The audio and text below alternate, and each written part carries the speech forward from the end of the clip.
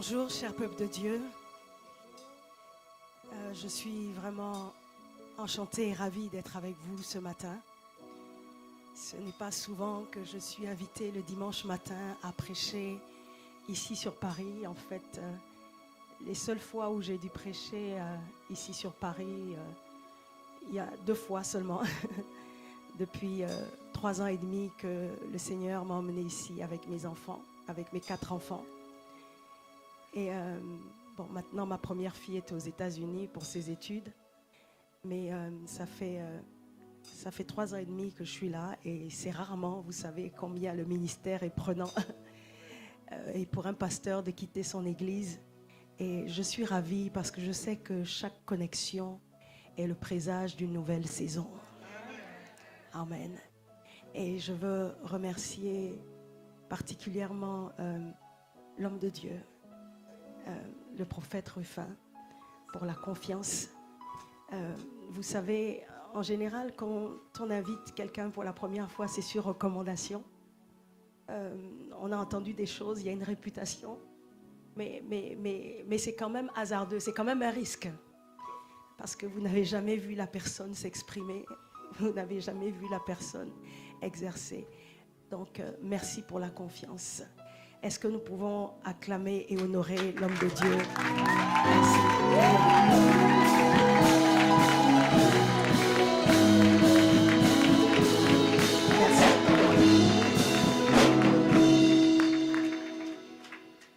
Merci. Je veux aussi remercier, je n'ai pas eu l'opportunité qu'on nous présente avant dans le bureau, la servante de Dieu.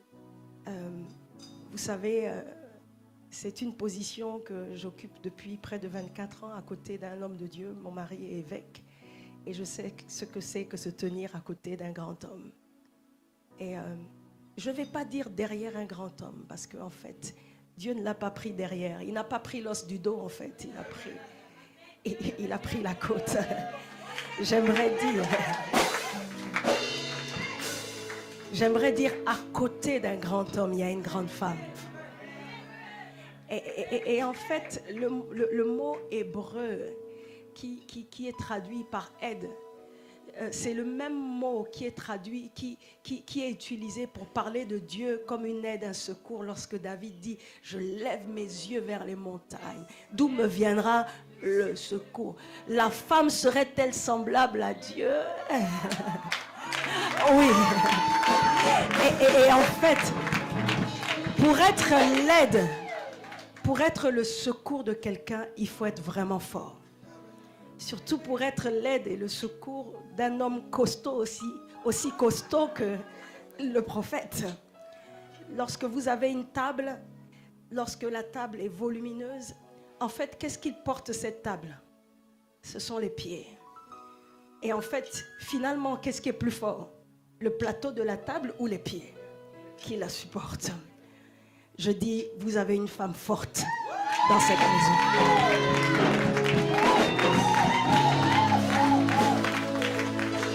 Oh, dis voisin, si tu n'acclames pas, tu es suspect.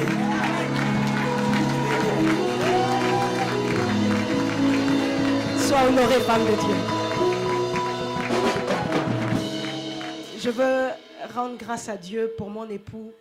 Vous savez, je ne serais pas là s'il n'existait pas. Ministériellement, je n'existerais pas. Et c'est lui qui m'a provoqué. C'est lui qui m'a lancé. Amen. Et c'est lui qui m'a recommandé. Donc, aidez-moi à rendre grâce au Seigneur pour sa vie.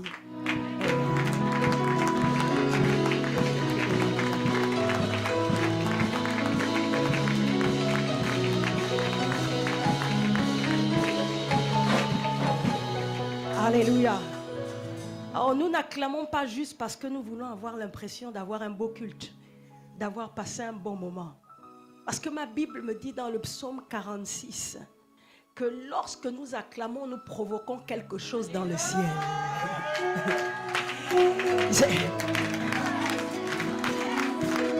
Le psaume 46 dit, le psaume 46 dit que l'Éternel des armées, vous savez, Dieu a plusieurs facettes. Amen. Mais ma Bible me dit que lorsqu'on pousse des cris de joie et lorsqu'on acclame l'Éternel des armées, si c'est l'Éternel des armées qui se présente, c'est que Dieu est sur le point de mener un combat en notre faveur. C'est que Dieu est sur le point de prononcer un jugement contre nos ennemis. C'est que Dieu est sur le point de combattre nos combats. Amen. Donc dis voisin, tu n'acclames pas pour rien. Ton acclamation provoque le ciel. Est-ce qu'il y a quelqu'un qui veut faire monter Dieu ce matin?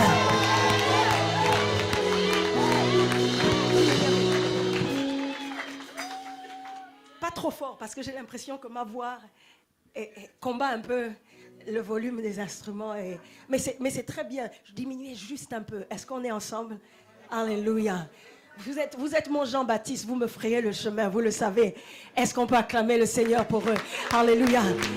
On va travailler ensemble. Alléluia. Alléluia. Ma Bible me dit que lorsque nous acclamons, l'Éternel Dieu monte. En fait, nous provoquons la montée de Dieu. Est-ce que tu veux que Dieu monte pour toi? Qu'il se lève dans tes combats, qu'il se lève dans ta vie, qu'il se lève dans tes affaires, qu'il se lève dans ta maison, qu'il se lève dans ton église, qu'il se lève dans ton ministère, qu'il se lève. Y a-t-il des provocateurs ici ce matin? Écoutez, si tu fais ce que tu as toujours fait, Dieu te bénira comme il t'a toujours béni. Mais si ta louange change, la bénédiction de Dieu aussi va changer. Si ta démarche change, la démarche de Dieu aussi va changer. Alléluia. Et lorsqu'on dit laisse que ta volonté soit faite sur la terre comme au ciel, sache que la volonté de Dieu ne se fait pas sans les hommes. Jésus a dit tu m'as formé un corps pour faire ta volonté. Donc la façon dont tu te comportes détermine comment la volonté de Dieu va être faite sur la terre, comment elle va se manifester.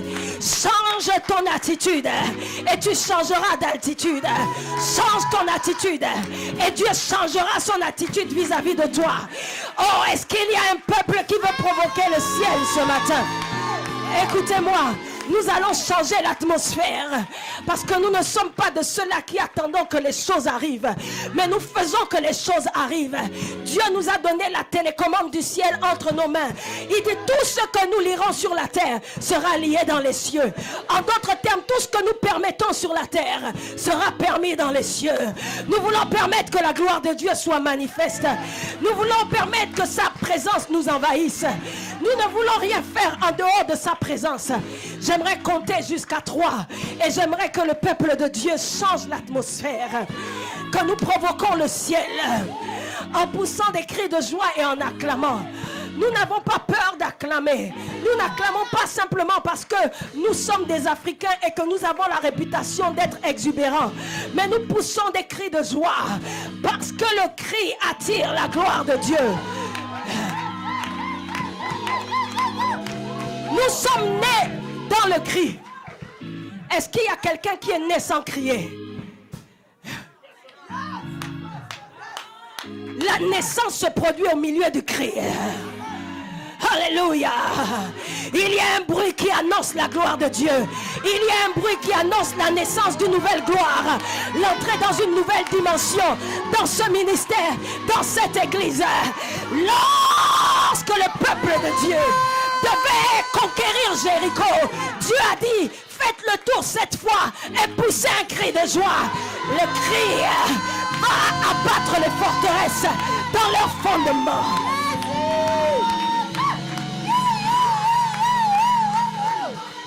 Je vais compter jusqu'à 3. Je ne sais pas comment tu es venu. Quel que soit ce que tu sens, nous ne sommes pas un peuple qui vit par l'assassination, mais nous sommes un peuple qui vivons par la foi. Oh, nous ne louons pas parce que Dieu a fait. Nous n'acclamons pas seulement parce que Dieu a fait, mais nous acclamons parce que nous avons foi que Dieu va faire. Que Dieu va faire. Que Dieu va faire. Je vais compter jusqu'à 3. J'aimerais que tu rentres dans la folie de Dieu. Que tu fasses ce que tu n'as jamais fait. Que tu surprennes Dieu. Que tu étonnes Dieu ce matin. Je dis, s'il faut soulever une chaise, soulève une chaise. Mais mets-toi dans les dispositions qu'il faut pour que Dieu te visite ce matin. Je vais compter jusqu'à 3. Est-ce que vous êtes prêts, peuple de Dieu? Est-ce que vous êtes prêts, peuple de Dieu? Quelque chose va se passer. Des chaînes vont se briser. Des démons seront obligés de lâcher prise. L'onction de Dieu va descendre. L'Esprit de Dieu va fondre sur vos vies ce matin. Je compte jusqu'à 3. Dis à ton voisin, position, position. Quelque chose va se passer. La gloire de Dieu va descendre. 1. Est-ce qu'on est ensemble? 1, 2, 3.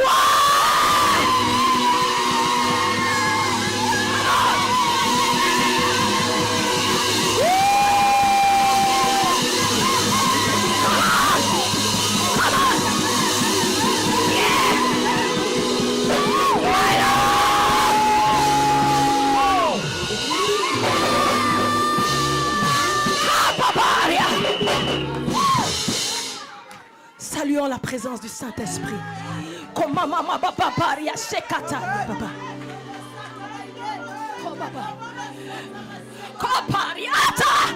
Quelque chose se passe. Quelque chose. Je sens la présence et la gloire de mon Dieu qui est descendu dans ce lieu.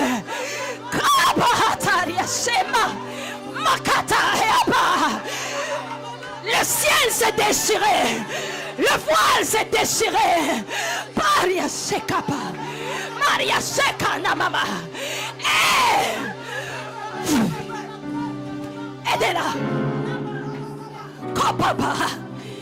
Mata. Quelque chose se passe. Il y a un vent qui souffle. Magata. Yesata Papa. Papa. Kopapa. Levez vos mains. Je sens que l'Esprit de Dieu est en train de visiter les chantres en ce moment.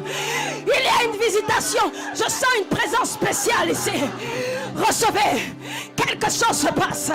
Kama, je vois l'esprit de la prophétie descendre sur les chantres ce matin. Kabaria sekata. Zehataria baba. Il y a un vent qui souffle. Take it. Take it. Take it. Take it.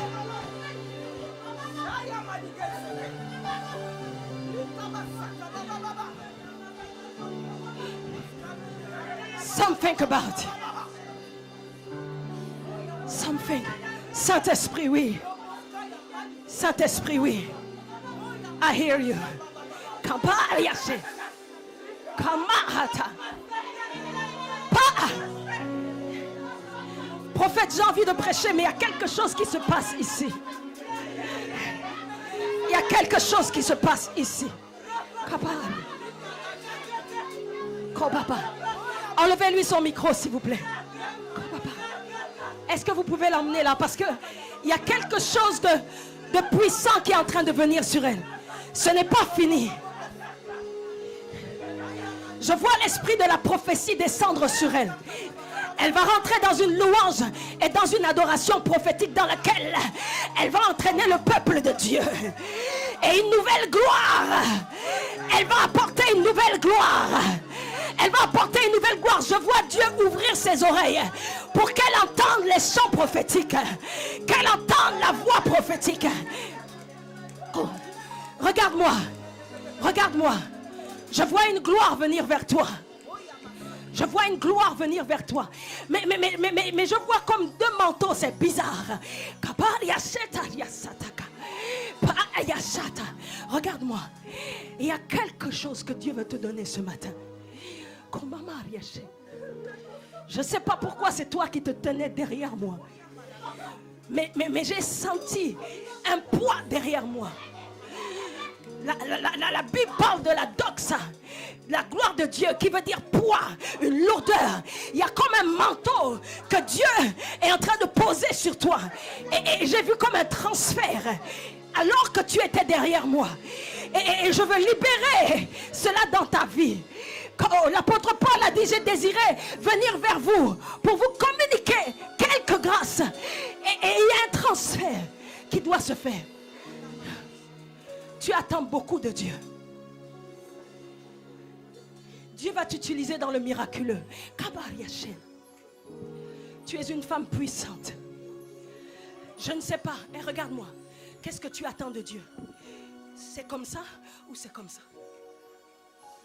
Tu attends quelque chose de grand comme ça ou comme ça? Montre-moi.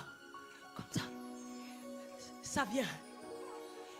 Je vais t'envoyer cela. Il y a un vent qui va souffler sur toi et il y aura un transfert qui va se produire. Tenez-vous bien derrière. Regarde-moi. Ça vient. Je vais simplement l'envoyer et tu vas le recevoir, le prendre comme ça. Quelque chose se passe. J'aimerais qu'on reste dans une attitude d'attente. Si Dieu a commencé dans le voisinage, c'est qu'il est sur le point de venir vers toi. Je veux que tu restes connecté. Je veux que tu parles en langue. Ne te déconcentre pas. Oh, la Bible dit que le boiteux à la porte nommé la belle, s'attendant à recevoir quelque chose, a reçu sa portion de grâce et de gloire. Regarde-moi. Reçois maintenant. 1, 2, 3. C'est pas fini. Viens. Emmenez-la.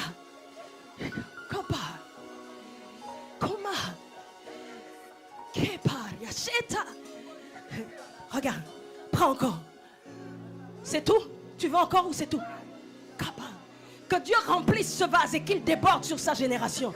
Take it.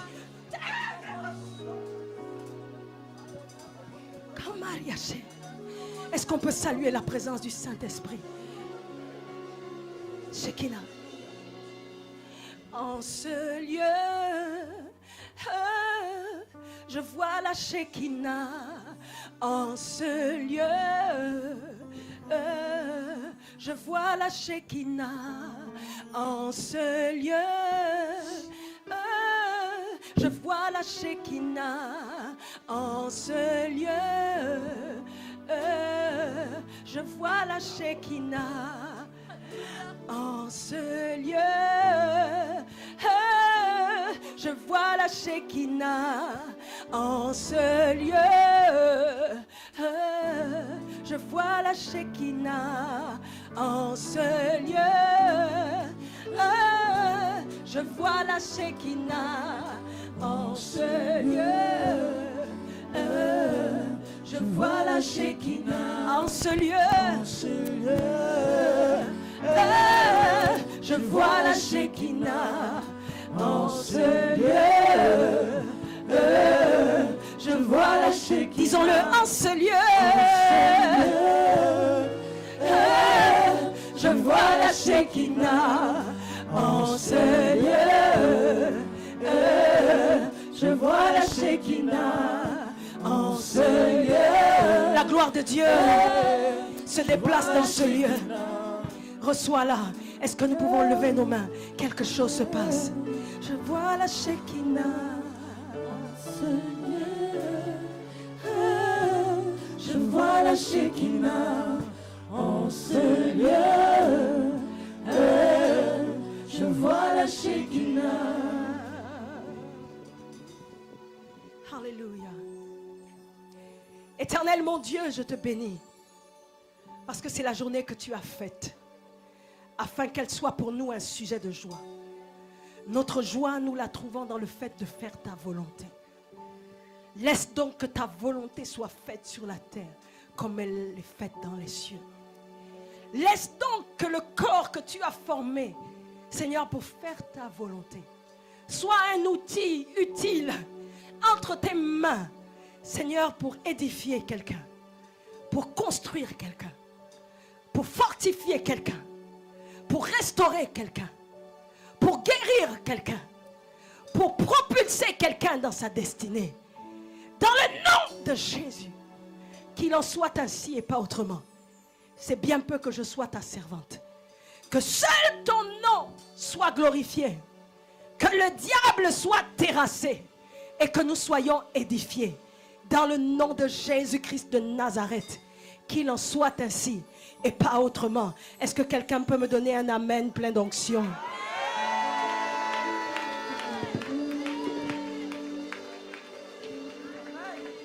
Est-ce qu'il y a quelqu'un qui aime ce Jésus-là? Alléluia. Alléluia. Et mon cœur bouillonne d'amour pour toi. Tu es mon Disons-lui avant d'entendre la parole. Comme des personnes qui s'asseyent au pied du maître.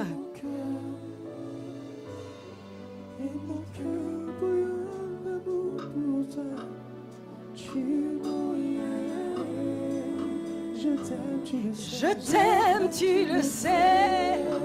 Je te porte dans mon cœur. Et mon cœur bouillant d'amour pour toi. Tu es mon je t'aime, tu le sais. Tes paroles sont esprit et vie. Je te porte dans mon cœur. Et mon cœur bouillant d'amour pour toi. Tu es mon Est-ce qu'il y a quelqu'un qui aime Jésus? Je t'aime, tu le sais. Je te porte dans mon cœur. Et mon cœur bouillant d'amour pour toi. Tu es mon Y a-t-il des amoureux de Jésus? Je t'aime, tu le sais. Je te porte dans mon cœur. Et mon cœur bouillant d'amour pour toi. Tu es mon Asseyons-nous le cœur rempli d'amour, tourné vers Jésus-Christ de Nazareth. C'est lui qui nous rassemble. Oui, si tu veux acclamer, acclame bien. N'aie pas peur. Alléluia.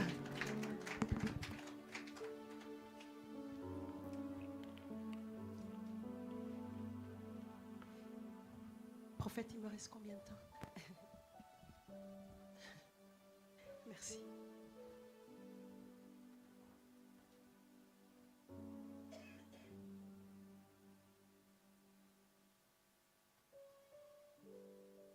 Je vous invite à ouvrir vos Bibles avec moi dans le livre de Jean au chapitre 4.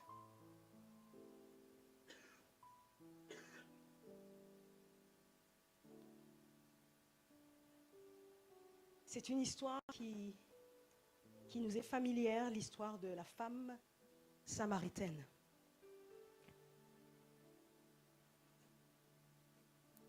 Le thème de mon propos ce matin, c'est maintenant le règne. Est-ce que ça parle à quelqu'un? Alléluia. Voyez-vous, la volonté de Dieu se révèle, sa volonté parfaite se révèle dans le livre de Genèse.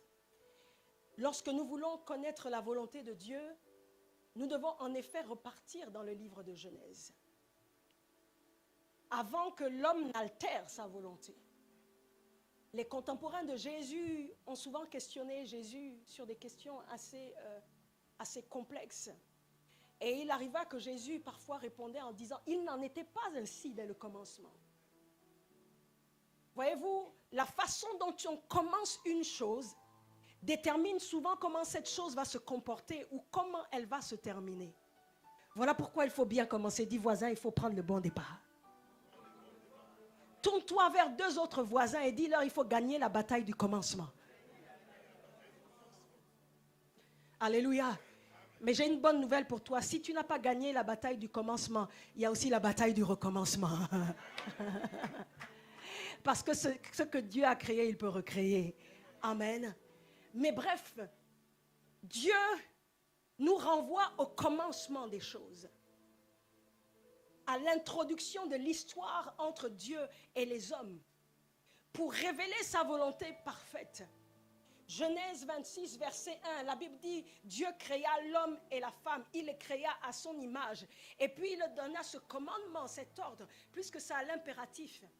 Il dit « Soyez féconds, multipliez-vous, remplissez la terre et dominez. » Donc Dieu, depuis le commencement, t'appelle à régner. Dis voisin, ne me néglige pas, je suis appelé à régner. Ça ne dépend pas de celui qui veut, ni de celui qui court. Ça ne dépend pas de ta couleur de peau. Ça ne dépend pas de ta catégorie socio-professionnelle. Même si tu es le dernier au bas de l'échelle, Dieu te voit comme un roi potentiel, une reine potentielle.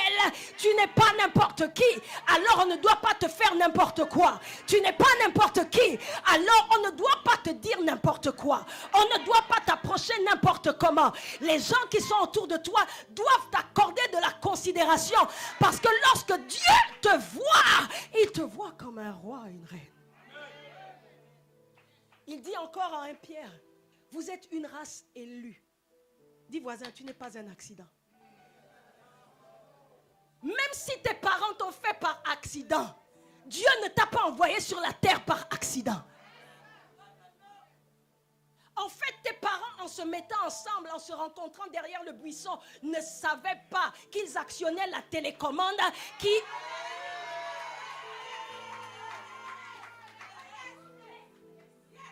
Eux, ils ne le savaient pas. Mais Dieu savait ce que cet acte provoquait dans le ciel. Parce que c'est comme ça qu'il a prévu que les esprits descendent sur la terre et s'incarnent dans le corps d'un homme. Alléluia. Il dit avant la fondation du monde, avant même que tu ne sois formé dans le ventre de ta mère, il te connaît. Ça veut dire que tu existais avant d'exister. Tu existais avant qu'on ne te voie. Je ne sais pas si vous avez déjà eu l'impression de rencontrer certaines personnes et d'avoir l'impression de les avoir déjà vues. D'être dans certaines situations et d'avoir l'impression de les avoir déjà vécues. Si c'est le cas pour vous, dites déjà vu. Parce que en fait, si vous existiez avant, c'est peut-être que ces personnes, vous les aviez rencontrées avant. Si vous existiez avant d'être incarné dans le corps d'un homme, c'est que vous aviez une vie avant. Mais comment vous viviez avant? Psaume 82, 6. J'avais dit, vous êtes des dieux. Même si vous mourrez comme des princes quelconques, dis à ton voisin, même si. Même si je n'ai pas encore la Louboutin. Même si je n'ai pas encore la Maserati. Même si l'église n'est pas encore grande, je suis une semence royale. Même si je n'ai pas encore le contouring, même si je n'ai pas encore la bonne cravate, même si je ne suis pas encore mariée, même si je n'ai pas encore d'enfant, même si... Un chien donne naissance à des chiots. Une vache donne naissance à des veaux. Un chat donne naissance à des chatons. Mais un Dieu donne naissance à des...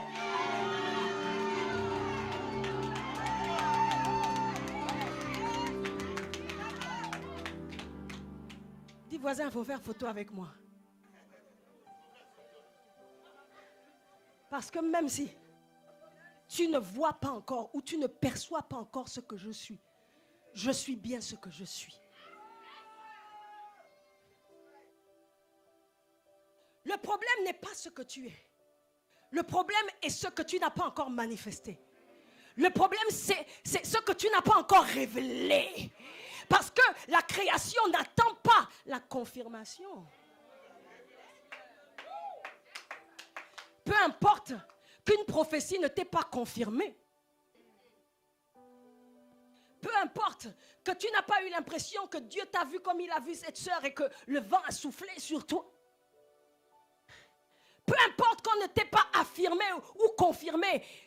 Ce n'est pas ce que nous voulons, ni ce que le monde attend. Ma Bible me dit que la création n'attend pas la confirmation, mais elle attend la révélation des fils et des filles de Dieu.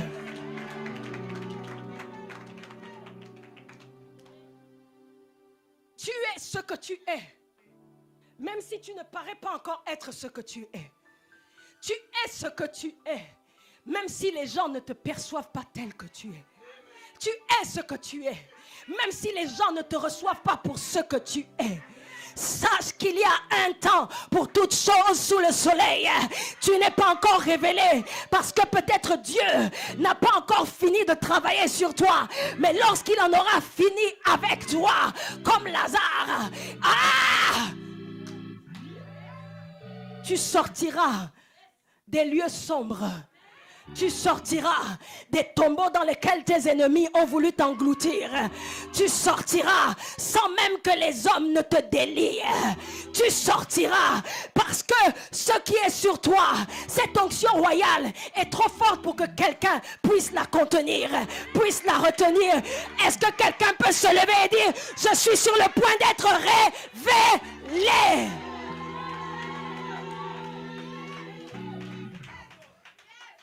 J'ai besoin du batteur. Est-ce que le batteur peut être avec moi? Vous savez, le Saint-Esprit se balade sur les notes de musique. Les percussions font appel à la guerre.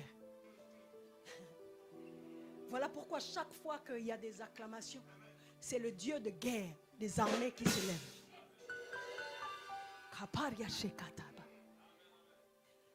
Est-ce que quelqu'un peut se lever et dire, je suis sur le point d'être révélé?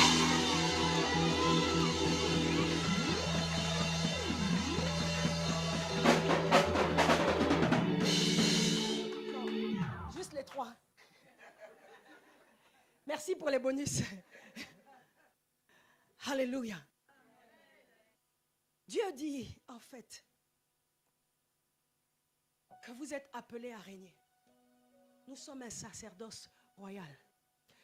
Oh, aide-moi à dire à 3 personnes, bonjour reine telle, roi tel. Alléluia. Je dis que si nous avons le bon regard sur les personnes qui sont à côté de nous, on ne maltraitera plus notre voisin, notre frère et sœur en Christ.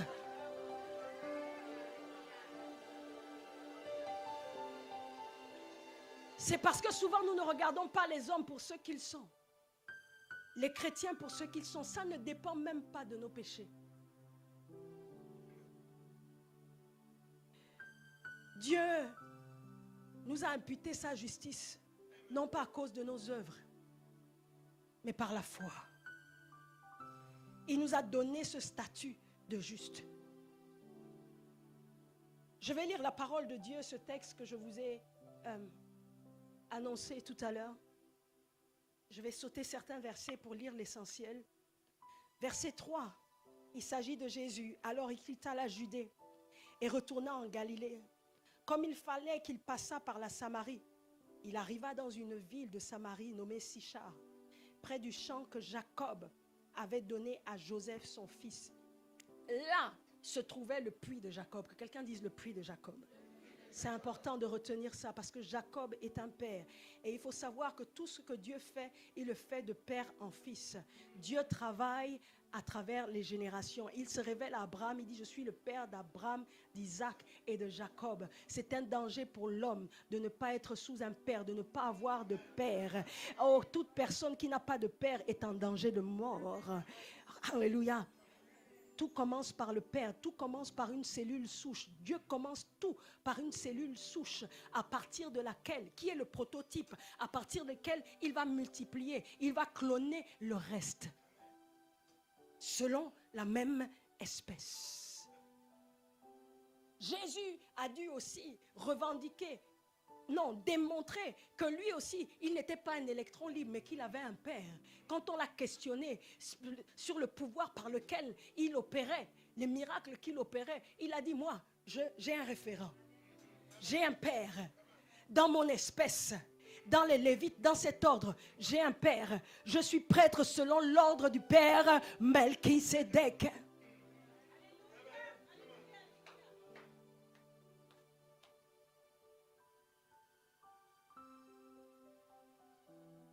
Nous poursuivons la lecture. Là se trouvait le puits de Jacob. Jésus, fatigué du voyage, était assis au bord du puits. Que quelqu'un dise assis. C'était environ la 6e heure. Une femme vint puiser de l'eau. Jésus lui dit, donne-moi à boire. Car ses disciples étaient allés à la ville pour acheter des vivres. La femme samaritaine lui dit, comment toi qui es juif me demandes-tu à boire, à moi qui suis une femme samaritaine? Parce qu'en effet, les Samaritains étaient un peuple considéré impur par les Juifs, parce que c'était un peuple issu d'un inceste. Et Et voyez-vous, au temps de Jésus, parce que la société juive était une société phallocentrique, c'est-à-dire centrée sur les hommes, une société machiste, il faut dire ça comme ça, ok? Jésus ne devait pas s'approcher d'une femme, encore moins d'une femme impure. Donc c'était un acte grave que Jésus venait de passer. Jésus a renversé les lois. Je ne sais pas ce qu'est la loi qui pèse sur toi, mais je dis au nom de Jésus, toutes les lois qui te limitent vont être renversées.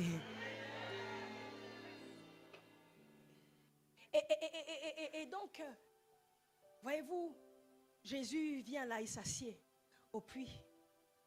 Et cette femme s'étonne de ce qu'il puisse parler à elle, une femme. Voyez-vous, les gens qui ont écrit les Écritures saintes, c'était tous des hommes. Et voyez-vous, parce que la société juive était une société centrée sur l'homme, il y a des textes qui sont rapportés, des récits qui sont rapportés, par exemple la multiplication des pains, où on dit qu'il y avait, un certain nombre de personnes, mais sans compter les femmes et les enfants, parce qu'on ne leur accordait pas de considération. Ils n'avaient pas droit de vote, ils n'avaient pas droit de... Ils n'appartenaient à aucune instance de décision. Alors cette femme s'est étonnée, cette femme était une femme marginalisée, était une femme rejetée par les Juifs, une femme inconsidérée, une femme non distinguée, une femme insignifiante. Et elle s'exclame, elle dit, mais comment, toi qui es juif, me demandes-tu à boire? Moi qui suis une femme samaritaine. Les Juifs, en effet, n'ont pas de relation avec les Samaritains. Verset 10, Jésus lui répondit, si tu connaissais le don de Dieu, et qui est celui qui te dit, donne-moi à boire? Tu lui aurais toi-même demandé à boire. Et il t'aurait donné de l'eau vive. Seigneur, lui dit la femme, tu n'as rien pour puiser. Et le puits est profond. D'où aurais-tu donc cette eau vive? Es-tu plus grand que notre père Jacob? Que quelqu'un dise, Père Jacob, qui nous a donné ce puits et qui en a bu lui-même, ainsi que ses fils et ses troupeaux. Jésus lui répondit, quiconque boit de cette eau aura encore soif.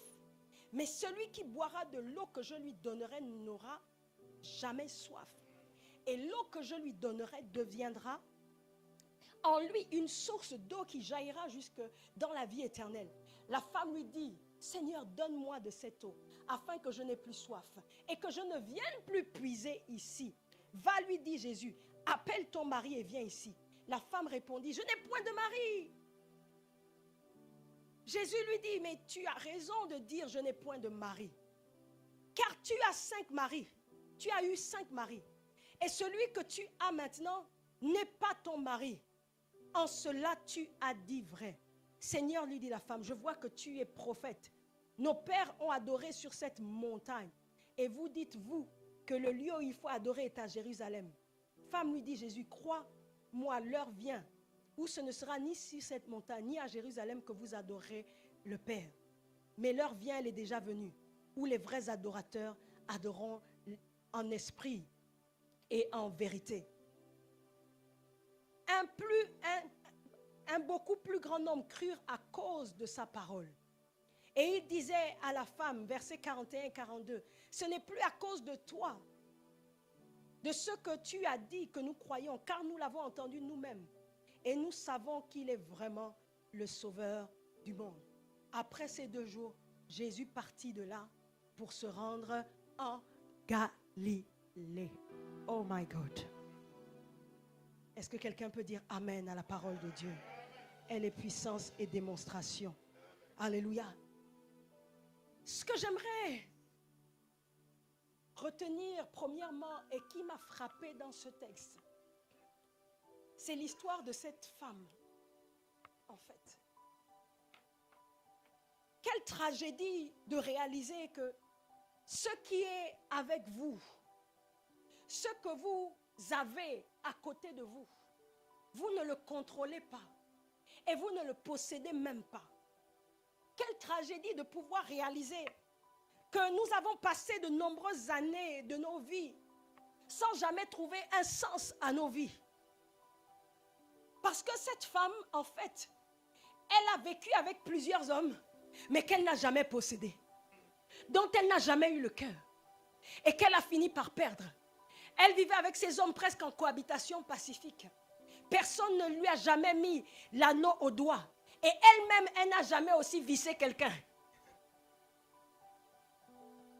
Quelle tragédie de pouvoir réaliser que quand on est dans nos maisons en tant que mère, nous avons les enfants pour lesquels nous avons jeûné et prié. Dieu a fait un miracle, comme il a fait un miracle à travers le prophète. Pour cette sœur qui n'avait pas d'enfant depuis plusieurs années.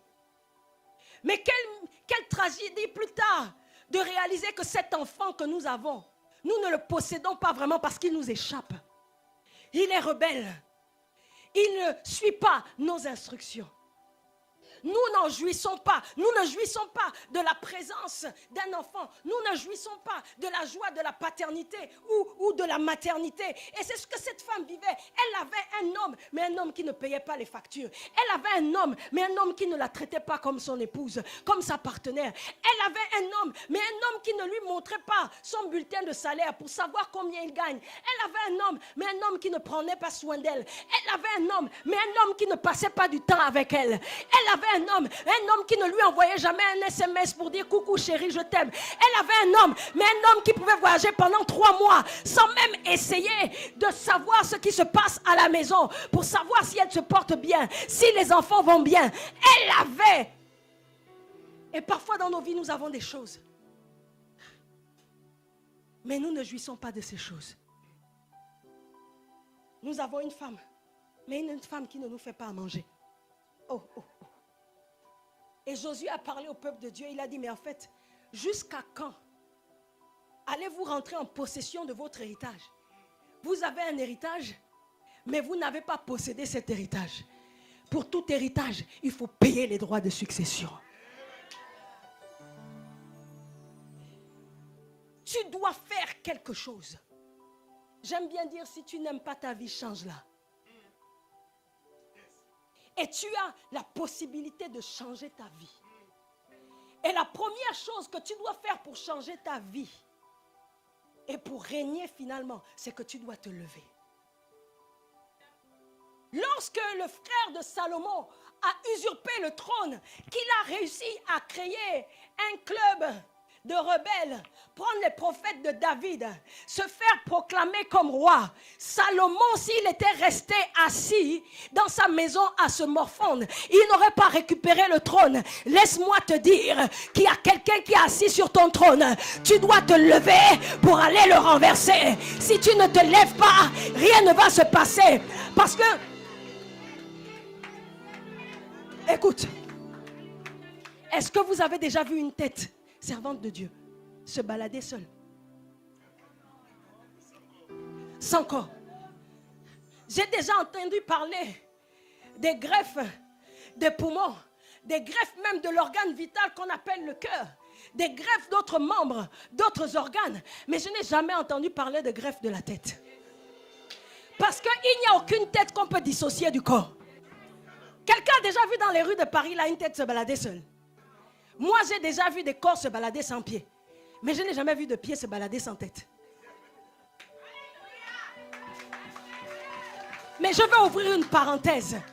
Écoutez, Église de Dieu, si nous tuons notre tête, si nous décapitons nos têtes, si nous tuons nos héros, si nous tuons nos leaders, si nous ne nous occupons pas de nos têtes, nous deviendrons des corps sans tête. L'Église deviendra un corps sans tête. Mais aucun corps ne se balade sans tête. Quand on se déconnecte de la tête, on se déconnecte de la source.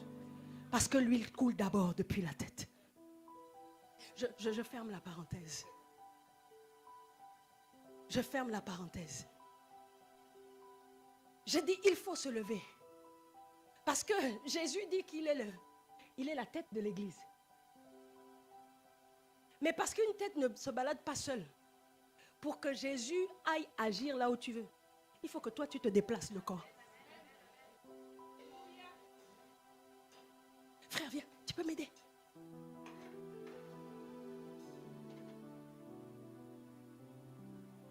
Est-ce qu'on peut me donner un foulard? Une écharpe, merci. Amen. Ça va? Tu me fais confiance, frère? Je suis gentil en fait.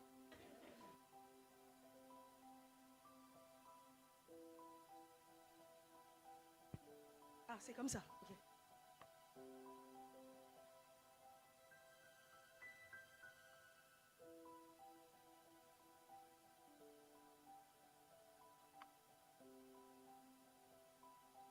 Ça, c'est l'église. Le corps, la tête de l'église, c'est qui? C'est Jésus. Si on n'est pas connecté à la tête et qu'on marche, est-ce qu'il est beau? Qu'est-ce qui permet de dire qu'il est beau? Son visage. Si l'église n'a plus de visage parce qu'elle n'est plus connectée à Christ, on va dire l'église n'est pas belle. C'est un monstre. C'est un monstre. Et quand il se déplace, c'est tout qui se déplace. Vous êtes prêts? Révélation.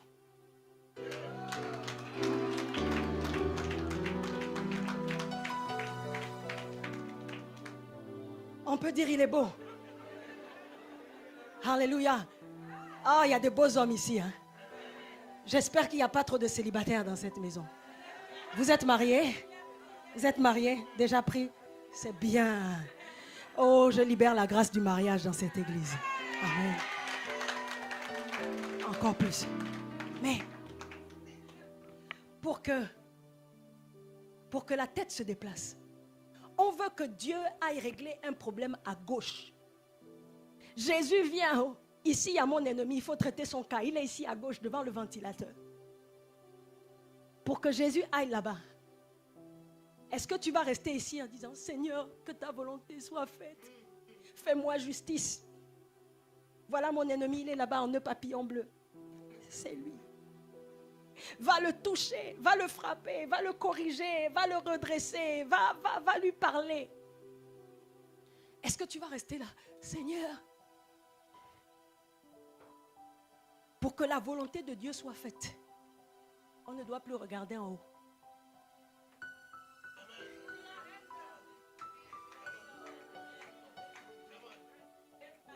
Mais on doit regarder à nous.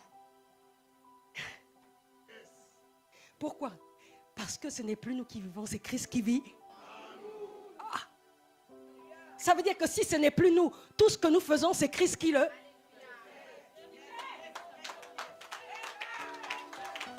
Donc si nous voulons que Christ fasse, il faut que nous fassions.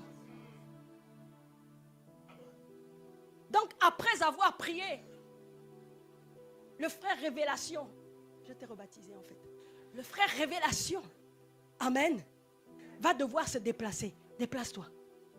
Et s'il se déplace pour aller là-bas, il frappe le frère, il le corrige, il le lave, il le sanctifie, il le purifie. Enfin, purifie, le sanctifie, le lave, le corrige. Amen. Si le corps s'est déplacé, devinez qui s'est déplacé? Qui s'est déplacé? Qui s'est déplacé? Merci pour le super acteur que nous avons eu ce matin. Dieu ne veut plus que tu sois spectateur de ta vie, mais il veut que tu deviennes l'acteur de ta vie. Si Dieu est créateur, sache qu'il a fait de toi un co-créateur. Donc la première chose qu'il faut faire, c'est qu'il faut se lever. Il faut se lever. Lève-toi car ta lumière arrive. Aucune lumière arrive sans que nous ne nous soyons levés. Il y a des choses pour lesquelles nous demandons des réponses à Dieu, mais nous n'avons toujours pas de réponses parce que nous ne nous sommes pas levés.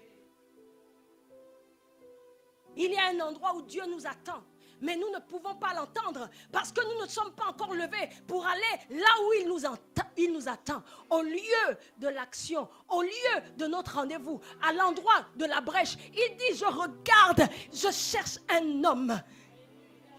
Je ne cherche pas tout le monde, je cherche juste un homme. Je dis, même si les autres ne font pas, ce n'est pas grave. Si Dieu est avec toi, tu es la majorité. Qui se tiennent à la brèche. Alléluia. Donc quelqu'un qui va à l'endroit même où il y a le besoin, à l'endroit même où il va trouver les sources et les ressources, à l'endroit même. Je ne sais pas quel est ton problème. Peut-être qu'il y a un problème avec ton compte en banque. Au lieu de te lever pour aller voir ton gestionnaire, tu as tellement peur parce que tu sais que tu as moins 400 € déjà. Tu sais que tu as découvert. Mais je te dis, lève-toi et Dieu va faire un miracle. Va négocier un autre plan avec ton banquier. Ne reste pas chez toi, mais lève-toi et fais quelque chose. Walt Disney, vous voyez tout l'empire qu'il a bâti. Mais Walt Disney, avant de bâtir cet empire, il a vu un champ sur lequel il avait des orangers. Il n'avait pas les moyens de payer ce champ parce que c'est ce lieu-là qu'il avait localisé. Parce que c'est dans ce lieu qu'il voulait bâtir Walt Disney, ce parc d'attractions, le premier parc d'attractions. Mais il n'avait pas les moyens. Il n'avait pas le million, mais il avait la vision. J'aimerais te dire que ton règne ne commence pas par 1 million, ne commence pas par de l'argent, ne commence pas par des relations, mais il commence par une vision. Lorsque l'ange est venu vers Marie, elle a dit, mais comment cela se passera-t-il? Comment cela se fera-t-il? Je n'ai point d'homme, il n'y a personne qui me soutient. Tu n'as pas besoin qu'on te soutienne, tu as besoin d'une vision. Et lorsque tu croiras en ta vision et que tu te lèveras dans ta vision, la provision viendra. C'est parce que Abraham s'est levé, qu'il a gravi sa montagne, qu'arrivé au sommet de sa montagne, il a rencontré la provision. Il faut se lever, dis voisin, lève-toi, donne un coup de coude à ton voisin. Peut-être qu'il était endormi. Ma Bible me dit, réveille-toi, toi qui dors. Il faut que tu prennes ton destin en main maintenant. Tu as assez souffert, tu as assez subi. Trop d'hommes t'ont rejeté, trop d'hommes t'ont maltraité, trop d'hommes t'ont négligé, trop d'hommes t'ont méprisé. Trop! Tu as trop souffert, tu as trop subi dans ton pays. Tu as subi déjà trop de racisme. Tu as subi déjà trop de rejet. Il faut que ça change. 2018 ne sera pas 2017. Tu dois te lever. La deuxième chose, c'est que tu dois marcher. La femme samaritaine, elle s'est levée. Et ensuite, elle a marché en direction du puits. Le puits qui représente la ressource. Le puits qui représente l'objet de ses rêves. Le puits qui représente son objectif. Le puits qui représente sa destination. Elle s'est levée. Moi, je ne comprends pas, prophète. Parfois, des gens veulent se marier. Ils disent, moi, je ne veux pas me marier avec un Congolais. Je ne veux pas me marier à un Gabonais. Je ne veux pas me marier à un Noir. Je ne veux pas me marier à un Africain. Mais ils ne fréquentent que des Africains.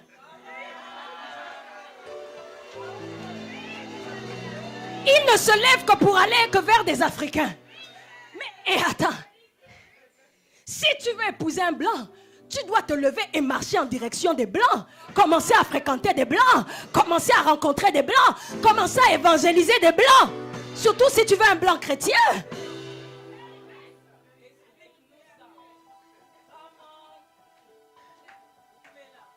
Alléluia. Est-ce que quelqu'un peut me donner un amen chrétien?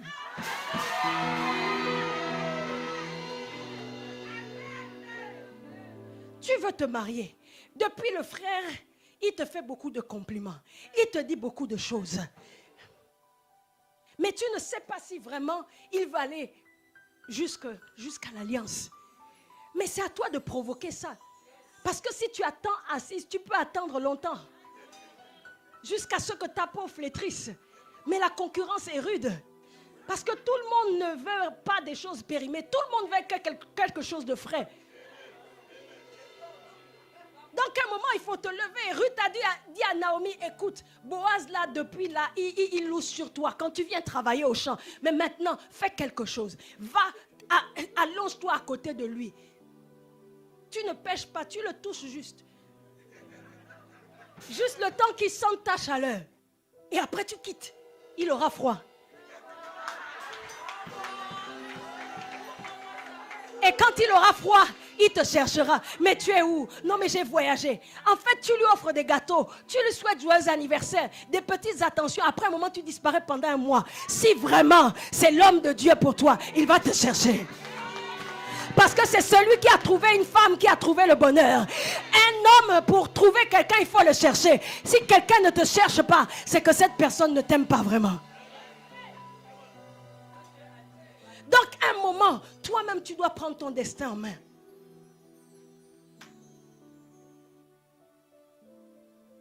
Tu veux faire affaire avec des hommes d'affaires puissants. Mais commence à fréquenter. La Bible dit que celui qui marche avec les voleurs devient avec les sages devient sage. Donc tu dois marcher avec des gens qui sont devant toi, qui ont déjà pris de l'avance, qui ont déjà un capital d'expérience, qui ont une expertise supérieure. Peu importe ce que tu n'as pas, ne développe pas de complexe d'infériorité. Mais regarde, va avec ces gens, même s'ils te méprisent, porte d'abord leur sac. Mais pendant que tu es en train de porter leur sac, tu es en train d'apprendre. David n'était qu'un pauvre berger, mais il n'a pas eu honte de rentrer dans le palais du roi et de servir le roi. Parce que pendant qu'il était là, il apprenait la royauté. Il apprenait à manifester la royauté. Les gens qui sont autour de toi sont une prophétie de ce que tu vas devenir. Si tu ne fréquentes que des pauvres, tu vas être appauvri dans ta mentalité, mais aussi physiquement, matériellement. Mais si tu marches avec des riches, les riches ont une façon de penser. Toi aussi, tu vas adhérer à la mentalité des riches. Voilà pourquoi Dieu a dit, écoute, moi je veux des gens qui soient avec toi, qui aillent avec toi, qui te portent, qui te supportent. Mais pour que ce soit possible, il faut qu'ils soient à proximité de toi. Moi, je ne crois pas aux gens qui me disent, pasteur, on est ensemble. Et puis, ils ne sont jamais à l'église. Non, on n'est pas ensemble. Non, je suis avec toi en esprit. Non, non, non, non, non. Dans la chose de Dieu, on vote avec les pieds. On vote avec les pieds. Pendant que nous cherchons des esprits, Dieu, il recherche des corps. Lui-même, il est venu dans un corps. Il n'est pas venu en esprit parce qu'il savait que pour avoir la légitimité, le règne sur la terre, il fallait être un homme. Parce qu'il a donné, selon le psaume 115, la terre au fils de l'homme. La terre est la juridiction de l'homme.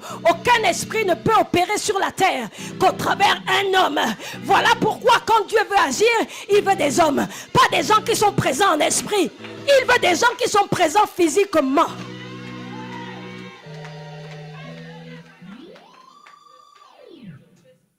On ne règne que par la présence. On ne règne que par la présence. Ne laisse pas ton mari seul longtemps. Est-ce que j'ai parlé à quelqu'un? Ne laisse pas tes enfants seuls longtemps. Vous savez, en Afrique, on a souvent les nounous. Mais la nounou n'est pas la mère de tes enfants. On a des mères, mais les mères ne sont pas les mères de tes enfants, même si c'est ta mère.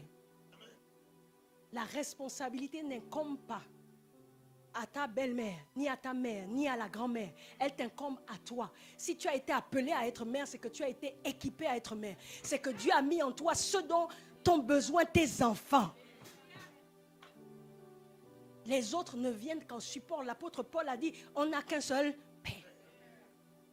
Ça veut dire que le modèle, c'est le père ou la mère. N'abandonne pas. J'aimerais dire à des femmes, n'abandonnez pas. Quel que soit comment vous rendre dur la vie, vos enfants, n'abandonnez pas. On n'abandonne pas parce qu'on souffre. On abandonne quand on a atteint son objectif. Il y a des gens qui abandonnent et qui meurent, qui rendent l'âme. Vous savez que toutes les personnes qui partent au ciel, qui meurent, qui passent de l'autre côté, ils ne passent pas de l'autre côté parce que Dieu a donné, Dieu a repris. Ça, c'est la formule. Même les chrétiens, Dieu a donné, Dieu a... Parfois, ce n'est pas Dieu qui a repris. Il y a des gens qui meurent parce qu'ils n'honorent pas leur père et leur mère. Ce n'est pas Dieu qui a repris. Il y en a qui meurent précocement. Ce n'est pas Dieu qui a repris. Il y en a qui se font euthanasier. Ils rendent l'âme. Ils décident le moment où ils vont mourir.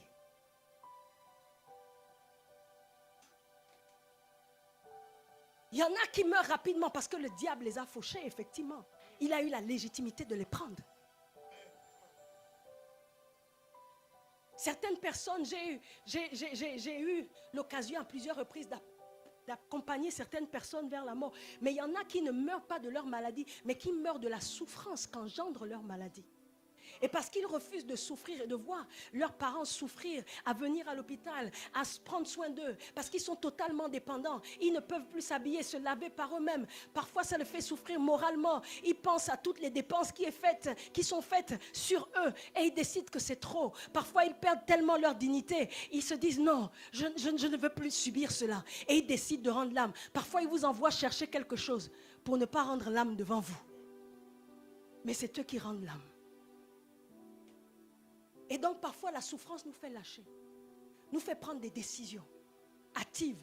Parce que quelqu'un nous a repris, nous a dit une vérité. La vérité fait mal, mais la vérité guérit aussi.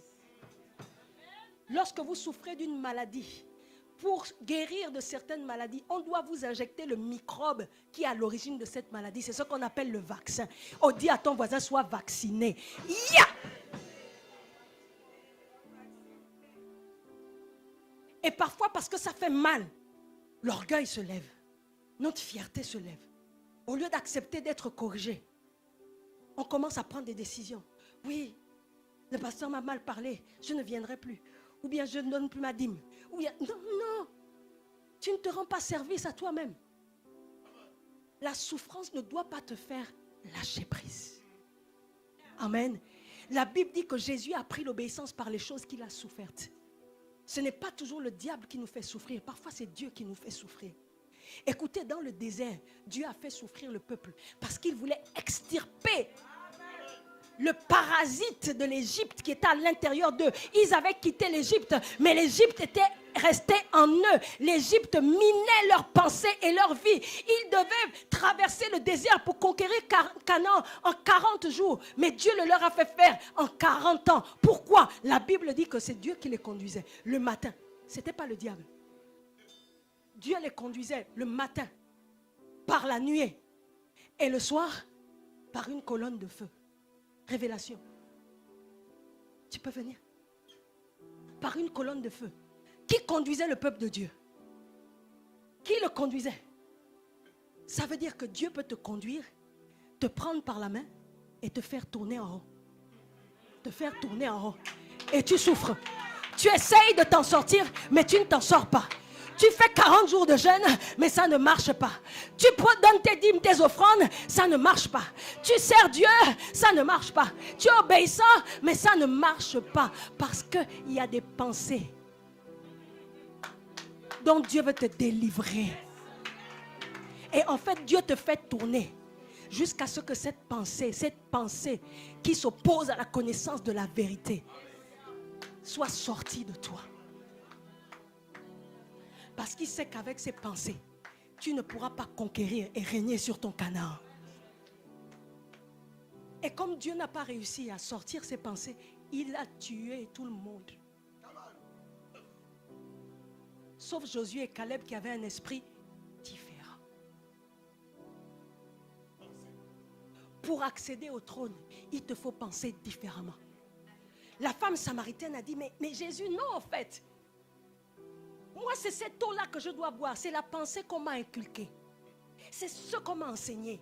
Ça fait partie de mon éducation. Bon, c'est déjà une bonne chose d'aller dans le puits des pères. Parce que si elle n'était pas allée au puits des pères, elle n'aurait pas trouvé le Fils. Si elle n'était pas allée chercher l'eau des pères, elle n'aurait pas bu l'eau du Fils, Jésus-Christ de Nazareth. L'eau du Fils représente la nouvelle chose que Dieu fait. La nouvelle dispensation. Le nouveau mouvement. La nouvelle dimension. Si tu n'as pas d'abord opéré dans la dimension, dans l'onction et sous l'autorité de ton Père, tu ne pourras pas opérer dans ta dimension de fils. Si tu n'as pas été fidèle dans ce qui est à autrui, Dieu ne te donnera pas ce qui est à toi. Il faut d'abord se référer au Père. Lorsqu'Isaac a voulu s'enrichir et qu'il voulait sortir de la famine, devenir riche, la Bible dit qu'il a d'abord restauré et recreusé le puits de son père Abraham avant de creuser d'autres puits. Si tu ne t'occupes pas d'abord de ton Père, Dieu ne te donnera pas ce qui est à toi, le Fils. Si tu n'honores pas d'abord le Père, on ne t'honorera pas toi, le Fils. Si tu ne sers pas d'abord le Père, on ne te servira pas toi le Fils. Si tu ne prends pas soin du Père, on ne prendra pas soin de toi le Fils. Il faut boire d'abord l'eau de Père. Et la Samaritaine s'est levée et elle a marché pour aller s'abreuver. Elle avait soif. Pour s'abreuver elle et abreuver sa maison, abreuver son mari. Mais elle restait au niveau des anciennes pensées. Il fallait qu'elle évolue parce que Dieu voulait l'emmener autre part. Ma Bible me dit, et Jésus, il est allé là-bas en Samarie. Et la Bible précise, il fallait qu'il passât par là. Parce que Jésus devait passer par là, parce qu'il devait renouveler sa pensée.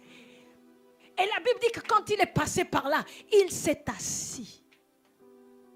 Et quand il a conversé avec cette femme, il lui a dit en fait, où est ton mari?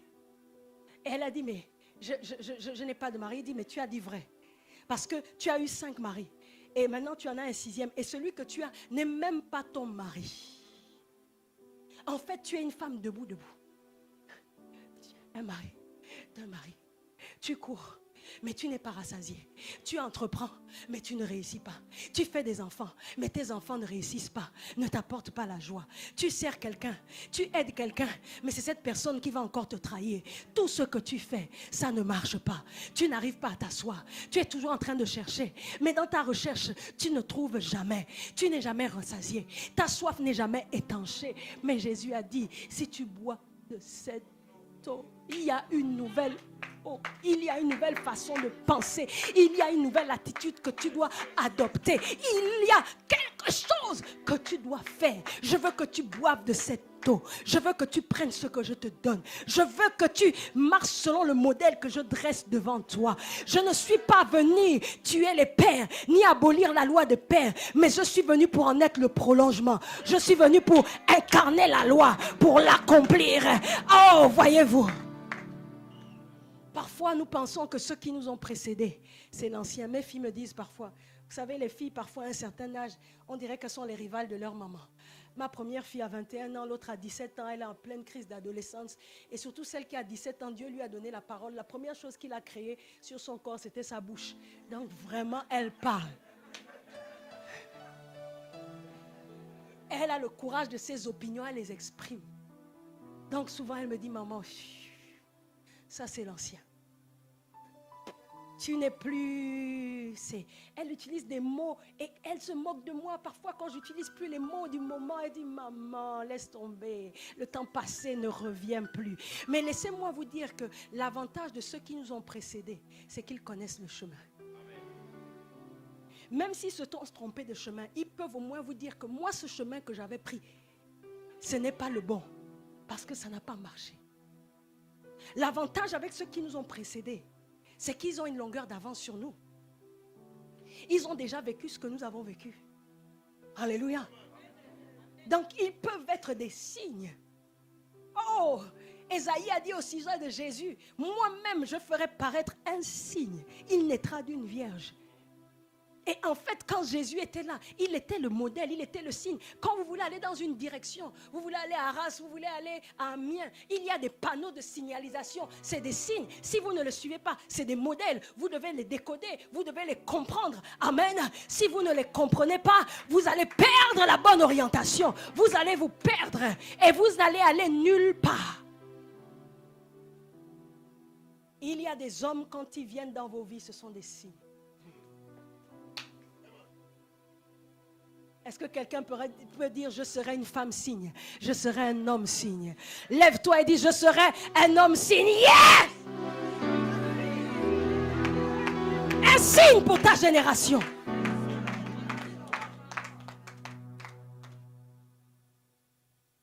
Et la Samaritaine ne savait pas qu'elle avait un signe, un modèle. Merci, révélation. Oh, révélation. Est-ce qu'on est toujours ensemble? Lui, il n'est pas ensemble seulement en esprit, mais en vérité. Alléluia. Est-ce que tu peux m'apporter cette chaise ici, s'il te plaît? La chaise rouge, the blood. Juste ici, ici. Au-dessus. Alléluia. La Bible dit que Jésus, il fallait qu'il passât par là. Parce qu'il fallait qu'il fasse rentrer cette femme dans une nouvelle dimension, dans une nouvelle compréhension. Elle a dit, ben, moi, la seule référence que j'ai, c'est de puiser à ce puits. Mais effectivement, c'est une bonne chose. Parce que si cette femme n'avait pas les bonnes habitudes, vous savez, la routine dans l'église n'est pas nécessairement une mauvaise chose. C'est ce que j'appelle la loi de la routine. Il y a des musts, des choses qu'il faut faire tout le temps. Même quand on ne les sent plus. Même quand on n'en a plus la force. Fatigué, mais poursuivant toujours. La Bible dit que tous les jours, Jésus avait comme routine d'aller au temple. Dans ce temple, parfois on ne le comprenait pas. Parfois on ne le recevait pas. Parfois on le critiquait. Mais il allait toujours au temple. Dis à ton voisin, Dieu est dans l'église, il est dans son temple. Même quand il y a des critiques dans l'église, il est toujours... Il allait au temple, quel que soit ce que tu vis. Même quand tu traverses des moments difficiles, tu dois toujours aller au temple. Écoutez, c'est comme une bicyclette. Si vous cessez le même mouvement routinier de pédaler, la bicyclette se met en déséquilibre et elle peut tomber. Donc il y a des choses qu'il faut toujours faire. Toujours servir Dieu. Toujours le prier. Toujours jeûner. Toujours l'adorer. 3 choses doivent demeurer. La foi, l'espérance et l'amour. Même quand c'est Dieu. C'était dur pour Jésus. Mais il continuait à porter sa croix. On l'avait abandonné. Mais il portait toujours sa croix. Il n'a pas laissé sa croix. Parfois ça ne va pas bien. Mais continue à chanter. Continue à jouer du clavier. Continue à jouer la batterie. Continue à le servir. Oh, parfois tu ne comprends plus ton mari. C'est ta croix. Continue à le porter. Continue à le supporter. Continue à l'encourager. Continue à lui faire des bons petits plats. Continue. Parfois ton affaire c'est dur quand tu vas au travers le matin. Mais persévère. N'abandonne pas. Lève-toi toujours tous les matins à la même heure. Ne sois pas en retard parce que ton patron t'a grondé, parce qu'il te méprise. Je dis continue à faire ce que tu fais. Fais le bien et un jour les gens sauront que tu étais dans la vérité. Et un jour Dieu te récompensera. Si tu arrêtes, cette femme a continué à aller au puits.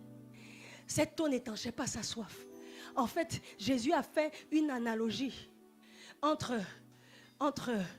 cette eau et l'homme qui représentait réellement l'eau qu'elle buvait. Mais Jésus lui a voulu lui démontrer que ce n'est pas l'homme qui lui apporterait la satisfaction dont elle a besoin. Voyez-vous, surtout les femmes, que les hommes disent, oh les femmes. Il n'y a pas mieux placé qu'une femme pour parler des autres femmes. Parce que je me connais, je vous connais. On se connaît. On est ensemble. Tape dans la main d'une sœur et dis, on est vraiment ensemble.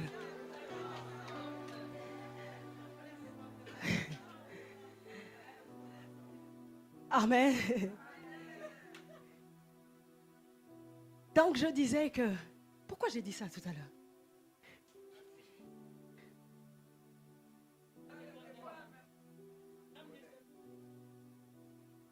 Ah oui, l'homme ne t'apporte pas ce dont tu as besoin. Je veux dire aux femmes, écoutez, le mariage, ce n'est pas un conte de fées. Les contes de fées que Walt Disney nous a montrés là. Non. Ce n'est pas Cendrillon, ce n'est pas Blanche-Neige. Il suffit d'un bisou pour que tout marche bien. Non. Le mariage est comme un champ d'épines. Si vous ne le cultivez pas, les épines, les ronces vont pousser. Et vont étouffer l'amour, vont étouffer l'harmonie, vont étouffer l'unité, vont étouffer la cohésion.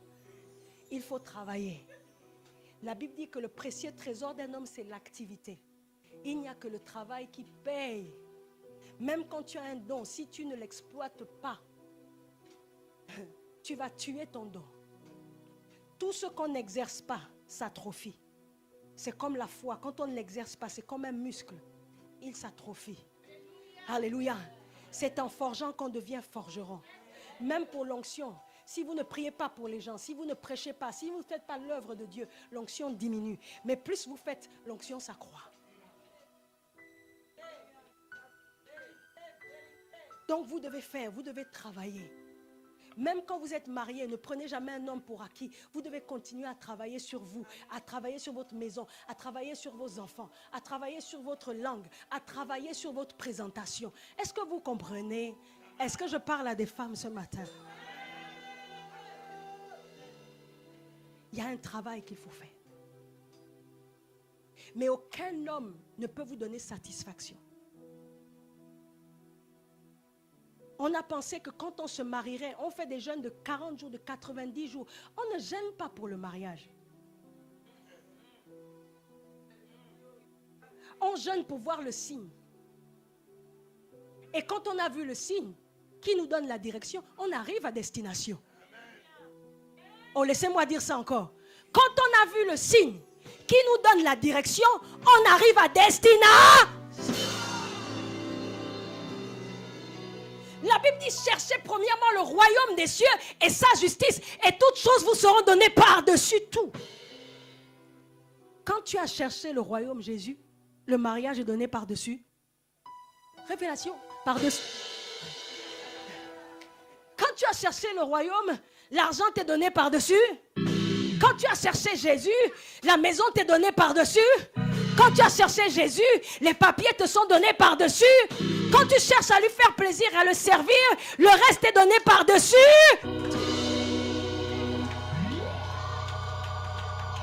La Bible dit que la femme célibataire, elle s'adonne aux choses de son maître, de son Seigneur. Et c'est quand tu es occupé à faire ce que tu dois faire que tu trouves ce qui est à toi. Non, qu'on te trouve. C'est parce qu'elle était occupée à faire ce qu'elle devait faire que Jésus a trouvé la Samaritaine. La Bible dit que c'est lui. Il fallait qu'il passât par là. Et quand Jésus est passé, la Bible dit qu'il s'est assis.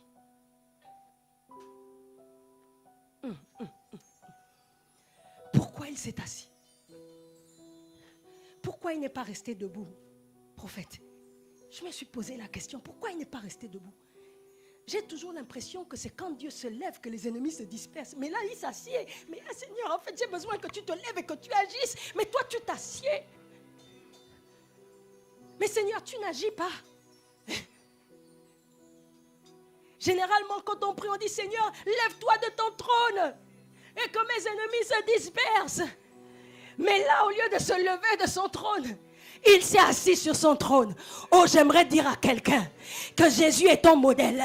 En fait, Jésus voulait te donner un modèle. Il voulait te donner un signe. Il voulait te donner une attitude.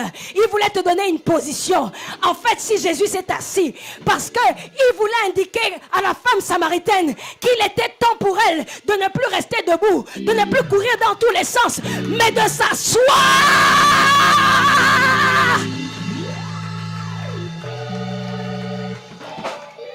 De s'asseoir et de régner. Jésus a dit, assieds-toi à ma droite jusqu'à ce que je fasse de tes ennemis ton marchepied. Marthe a pensé que c'est en faisant, c'est en allant à gauche, en allant à droite. Parce que Jésus est venu chez Marthe, chez Marthe, Marie et Lazare, comme il avait coutume. Mais vous savez, Jésus était un peu comme les Noirs. Les Juifs sont un peu comme les Noirs. Quand ils vont quelque part, ils ne vont jamais seuls. Quand Jésus est allé au mariage des noces de Cana, il n'est pas allé seul. Marie était dans l'organisation, sa mère. Mais eux, Jésus seul avait reçu le billet d'invitation. Mais il n'est pas venu seul. Il est venu avec les 12. Je suis sûr qu'il a emmené les 70, peut-être aussi les 120. Amen. Comme chez les Noirs, quand on nous invite, on ne va pas seul. Amen. Donc Jésus n'est pas allé seul. Et la Bible dit, le 20 a manqué. Il y avait trop d'invités. Ils n'étaient pas dans la liste. Amen. Il y avait un nombre de bouteilles qui était déjà calculé. Mais Jésus est venu. Il a emmené une cohorte avec lui. Amen. Là où Jésus va, il veut toujours aller avec toi. Il veut t'emmener avec lui. Il veut t'emmener avec lui. Amen. Voilà pourquoi il voulait emmener la Samaritaine à s'asseoir également. Et il lui a montré comment on s'assied. En fait, la vraie position de pouvoir.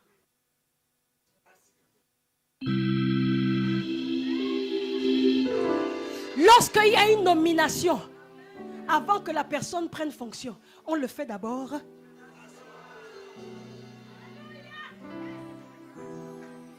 Quelqu'un qui règne, un patron n'est pas celui qui court pour aller faire, mais c'est celui qui est assis, qui passe un coup de fil et qui donne des instructions. C'est celui qui appelle une réunion. Il est assis dans sa position de commandement. Il travaille avec ses collaborateurs. Il dit, allez ici, allez là-bas. Le centenier romain a dit à Jésus, Jésus, tu n'as pas besoin de te déplacer, de courir vers moi. Reste là où tu es. Reste assis. Parce que moi, qui suis, amen, un gradé dans l'armée, j'ai des gens en dessous de moi. Je leur dis, va à gauche, va à droite, et ils vont. Amen. Tu n'as pas besoin de courir. Tu es un roi. Reste sur ton trône et ordonne seulement. Amen.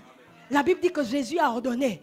Oh, notre Dieu est celui qui dit une chose et la chose arrive. Marthe courait dans tous les sens parce que Jésus est venu avec les invités. Imaginez l'intendance, toute la logistique. Il y avait beaucoup de choses à faire. Mais en fait, le mot qui dit que Marthe était agitée, c'est un mot grec en fait qui veut dire qu'elle était angoissée. Elle ne faisait pas simplement les choses. La Bible dit au sujet de la femme vertueuse qu'elle se lève tôt le matin et puis elle donne des ordres à... Donc quand on règne, on ne travaille pas seul. Quand on règne, on a toujours des gens autour de nous qui travaillent avec nous, qui travaillent sous nos ordres. S'il n'y a personne qui est sensible à ta voix, qui écoute ta voix pour faire des choses sous le son de ta voix, c'est que tu n'as pas encore commencé à régner. S'il n'y a personne autour de toi, comme le paralytique a dit, Jésus, je veux bien recevoir mon miracle, mais je n'ai personne. Quelle tragédie de n'avoir personne. Quand tu fêtes ton anniversaire, il n'y a personne. Il n'y a que 2 likes sur Facebook. Tu es suspect. Tu dois revoir ta vie. Tout le monde ne peut pas t'en vouloir en même temps. C'est que tu n'as pas eu l'attitude d'un roi et d'une reine. Un roi et une reine ne parlent pas n'importe comment. Est-ce que je parle à des femmes? Des femmes qui sont toujours debout, qui ne sont pas assises, qui ne sont pas posées, qui ne sont pas chastes, mais qui sont toujours... Jésus dit, assieds-toi, calme-toi. Dis seulement une parole. Pas beaucoup. Est-ce qu'il y a des rois et des reines qui peuvent se lever et ensuite s'asseoir sur leur trône? Dis à partir d'aujourd'hui, je ne courrai plus comme quelqu'un qui n'a pas de maison, comme un orphelin, comme quelqu'un qui n'a pas de direction, comme quelqu'un qui n'a pas de trône. À partir d'aujourd'hui, je m'assieds sur mon trône à la droite de Dieu. Maintenant, je m'assois.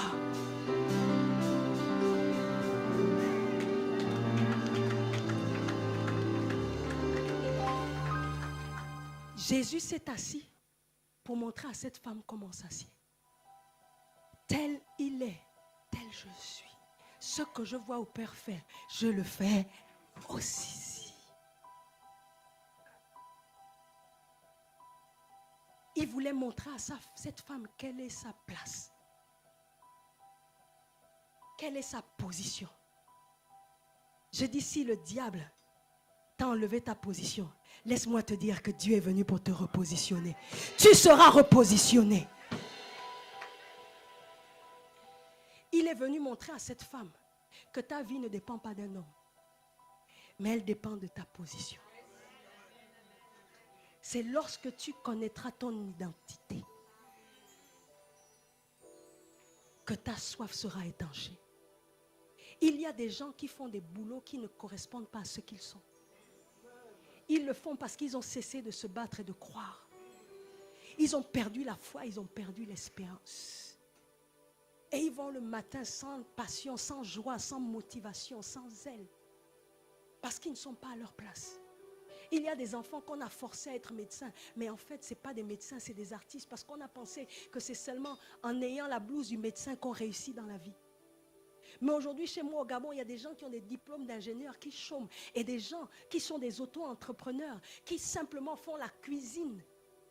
Et ont commencé à mettre en exergue leur talent de cuisine parce que c'est ce que Dieu a mis en eux, c'est leur identité. Ils sont des cuisiniers. Si Dieu n'a pas mis la cuisine en toi, ne fais pas la cuisine. Mais s'il a mis la cuisine en toi, quand les gens goûtent ta cuisine, les gens chaque fois te font des compliments. Ça indique que c'est quelque chose par lequel tu peux devenir extrêmement riche. Il faut que tu trouves ta chaise. Il faut que tu trouves ta position. N'essaye pas d'être à la place de quelqu'un d'autre. N'essaye pas d'envier la place de quelqu'un d'autre. Quand tu seras à ta place, tu commenceras à régner. Et tu n'attendras plus simplement que les gens fassent ton bonheur.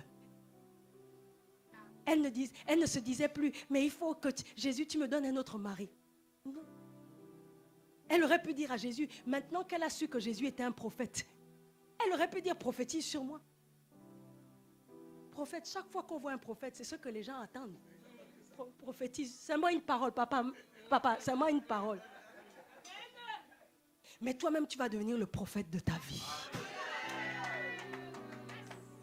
Tu ne vas plus attendre toujours d'être assisté, mais toi, tu vas devenir l'assistant. Tu ne vas pas attendre seulement qu'on prophétise sur toi, mais toi, tu vas devenir, passez-moi, c'est le mot que je crée, le prophétiseur, la prophétiseuse. Quand Jésus a montré à cette femme comment s'asseoir, cette femme, tu ne peux te lever dans ton règne et avoir l'autorité que quand tu as trouvé ta place. Les fils de Séva, quand ils ont voulu chasser des démons, ils n'ont pas pu parce qu'ils n'étaient pas à leur place. Ce n'était pas leur mandat. Les démons ont dit, ah, nous on connaît Paul, on connaît Jésus. Mais toi, qui êtes-vous? Vous n'avez pas d'identité. Ne soyez pas comme des orphelins, des sans-papiers, sans identité. Il y a trop de chrétiens sans-papiers parce qu'ils n'ont pas de père, ils n'ont pas de racines, ils ne sont pas positionnés, donc ils n'ont pas d'autorité. Quand ils commandent, les sorciers ne s'enfuient pas, mais c'est eux qui s'enfuient. La seule fois où on doit se laisser poursuivre par quelque chose, c'est quand le bonheur et la grâce nous poursuivent. Tu es dans la maison des sorciers, le pasteur vient prier, il y a un sorcier chez moi. Mais la Bible dit domine. On domine où? Au milieu de ses ennemis? Est-ce qu'on domine au milieu de ses amis? Alléluia. C'est lorsque tu t'es assis, quand tu as trouvé ton identité, tu sais que je suis le fils de tel. Je suis la fille de tel. Que maintenant tu peux exercer dans son pouvoir, dans ce pouvoir-là. Alléluia. Jésus, Satan a dit à Jésus, quand il l'a tenté dans le désert, il a dit, si tu es le fils de Dieu, en l'occurrence, si ton identité, c'est fils de Dieu, que ton père est Dieu, que ton identité c'est ça, c'est que donc tu seras en capacité de changer ces pierres en pain. Mais si tu n'es pas celui que tu es, tu ne peux pas le faire. Ça veut dire que les choses dont nous sommes capables sont liées à notre identité. Laissez-moi le dire autrement. Notre identité révèle ce que nous sommes en droit de recevoir et ce que nous sommes en capacité de faire. Notre identité révèle ton potentiel. Alors si tu es Dieu, tu as un potentiel illimité.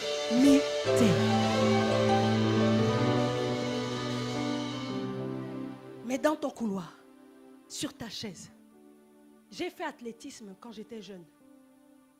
Quand tu n'es pas dans ton couloir à ta place, même si tu cours la course jusqu'au bout et que tu arrives le premier, tu es disqualifié. Jésus dira à beaucoup qui diront, mais Seigneur, n'ai-je pas fait les miracles en ton nom? N'ai-je pas prêché en ton nom? Il dit, je ne vous connais pas. Pourquoi? Parce que vous n'étiez pas dans votre couloir. Vous n'avez pas fait ce que je vous ai demandé. Tel Osborne, peut-être après plus de 13 ans, Dieu lui a dit, en fait, tout ce que tu as fait depuis toutes ces années, c'est nul. Parce que ce n'est pas moi qui t'avais demandé de le faire. Vous imaginez 13 ans d'une vie, ce que ça peut représenter. C'est énorme. Mais j'ai une bonne nouvelle, Dieu est venu pour te faire asseoir. Il a dit, il fallait qu'il passe par là pour toi. pour te faire asseoir ce matin. Alléluia. Et lorsque tu seras assis comme la femme samaritaine, tu pourras te lever maintenant et avoir de l'influence, de l'impact. Cette femme qui ne pouvait même pas influencer un homme a réussi à influencer plusieurs hommes. Elle a converti toute une ville. Elle n'arrivait même pas à contrôler sa maison. Mais elle a eu le pouvoir de contrôler une ville. J'aimerais te dire que ceux qui t'échappaient, tu prendras contrôle maintenant. Ceux qui te menaçaient, tu pourras le menacer. Ceux qui te poursuivaient, tu pourras le poursuivre. Parce que Dieu, ce matin, te fait asseoir. Je dis, c'est maintenant l'heure de ton règne. C'est maintenant l'heure de ton règne. Ce que tu dois demander à Dieu, c'est révèle-moi qui je suis. Révèle-moi mon identité. Fais-moi rentrer dans mon couloir. Révèle-moi qui je suis. Ouvre mes yeux. Ouvre mes yeux. Fais-moi asseoir. Fais-moi asseoir à ta droite. Je ne veux plus courir à gauche, à droite. Je ne veux plus courir d'église en église. Montre-moi quelle est ma place. Montre-moi quelle est ma